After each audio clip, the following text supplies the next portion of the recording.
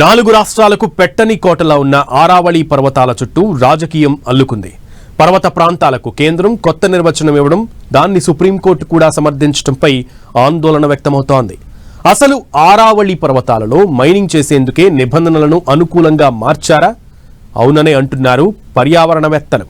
అయితే కేంద్రం మాత్రం అసలు తామే ఆరావళి పర్వతాలను కాపాడతామంటోంది. అందుకే తమ వాదనకే సుప్రీంకోర్టు కూడా గ్రీన్ సిగ్నల్ ఇచ్చిందని ఘంటాపథంగా చెప్తోంది. కోర్టు తీర్పులో తమ గ్రీన్ ఆరావళి కార్యక్రమాన్ని ప్రశంసించిందని చెప్తోంది. కానీ కొందరు పర్యావరణవేత్తలతో పాటు లాయర్లు కూడా కోర్టు తీర్పుని మరోసారి పరిశీలించాలని అంటోన్నారు. ఇంతకీ ఆరావళి చుట్టూ అల్లుకున్న ఈ వివాదం ఏంటి?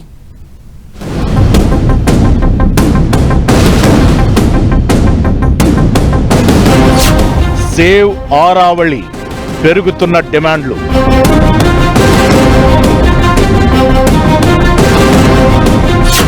ముప్పు లేదంటూ కవర్ చేస్తున్న కేంద్రం. हम पूरी तरीके से प्रतिबद्ध हैं कि ये जो पर्वत श्रृंखलाएं हैं ये हरी भरी रहनी चाहिए.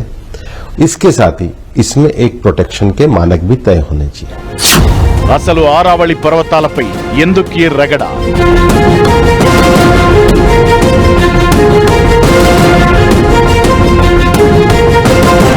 ఢిల్లీ చుట్టూ ఉన్న ఆరావళి పర్వతాల దగ్గర మైనింగ్ కి అనుమతి ఇవ్వడంతో ప్రారంభమైన రగడ తీవ్ర స్థాయికి చేరింది.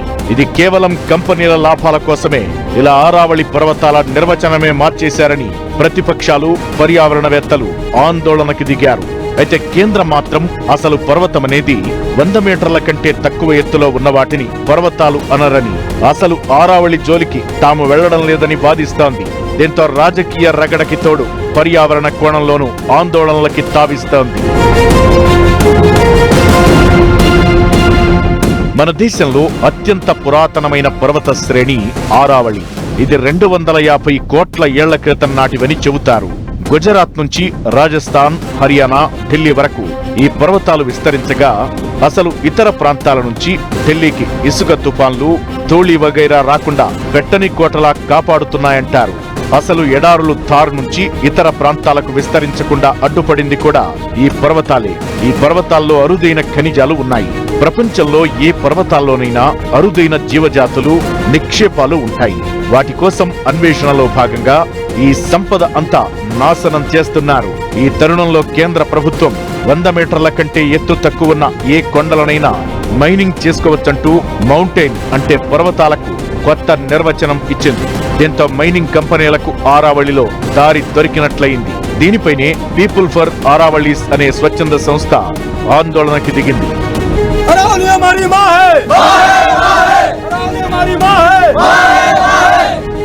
ఇప్పటికే అక్రమ తవ్వకాలు, అభివృద్ధి పేరిట సాగుతున్న కట్టడాలతో హర్యానా, రాజస్థాన్లోని చార్కీ, దాద్రి, భివానీ జిల్లాల్లో ఆరావళి పర్వతాలు ధ్వంసమయ్యాయి.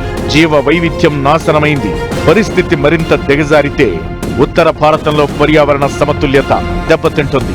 ఆరావళిలో గనుల తవ్వకాలను సుప్రీంకోర్టు గతంలో నిషేధించినా అక్రమ కార్యకలాపాలు మాత్రం ఆగలేదు.